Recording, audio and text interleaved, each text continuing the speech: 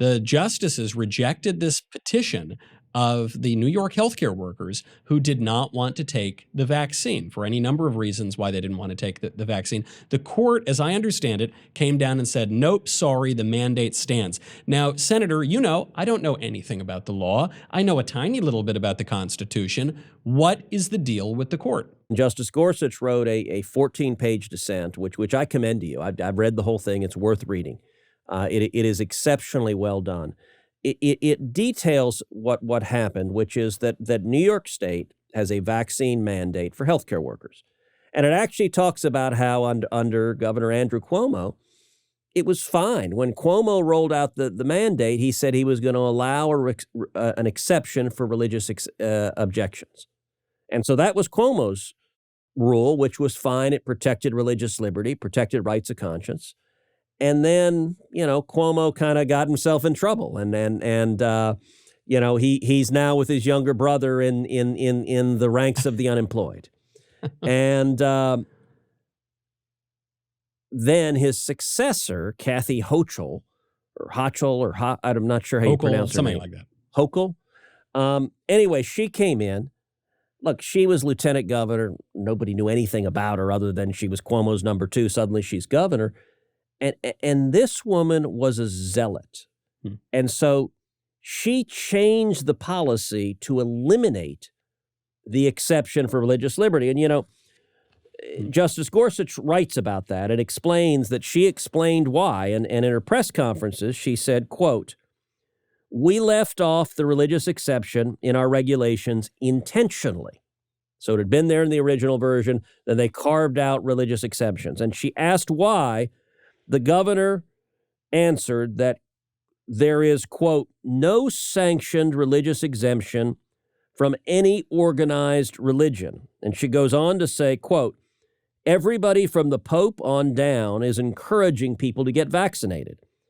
Then to a different audience, she says, quote, "How can you believe that God would give a vaccine that would cause you harm?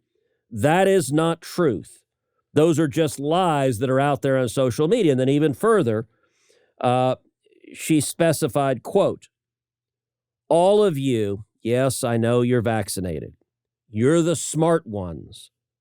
But you know, there's people out there who aren't listening to God and what God wants. You know who they are." So think of the arrogance of an elected official who now claims to speak for God. And if you don't share her view, you're not listening to God and what God wants. Who the hell are you, Kathy? What's your name? You know what? Just because you are in an elected power, you don't get to decide questions of faith for the people.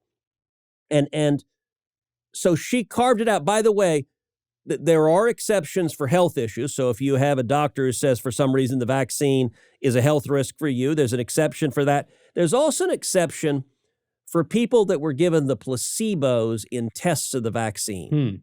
So there are 2 exceptions, but they decided religious liberty doesn't count. And this was a lawsuit that was brought by about 20 healthcare workers who had been providing care to COVID peoples. These were the heroes on the front lines that are not only about to get fired, but the New York governor also decided they don't get unemployment benefits. So we're going to fire you, and you are categorically ineligible for unemployment because apparently you're not listening to God. It's clearly vindictive, going after the unemployment. And she's presuming not only to speak for God, but to speak for the Pope, who I suppose himself speaks for God. But she's misrepresenting the position, by the way. It is true that many Catholic bishops, including the Pope, have encouraged people to get the vaccine or said that it's permissible to get the vaccine. But the way that they have said it is permissible is by saying that even though the vaccine involves a remote cooperation with evil, the evil of the aborted fetal cells, or the evil of the abortion from which the fetal cells that were used in the development and production of the vaccine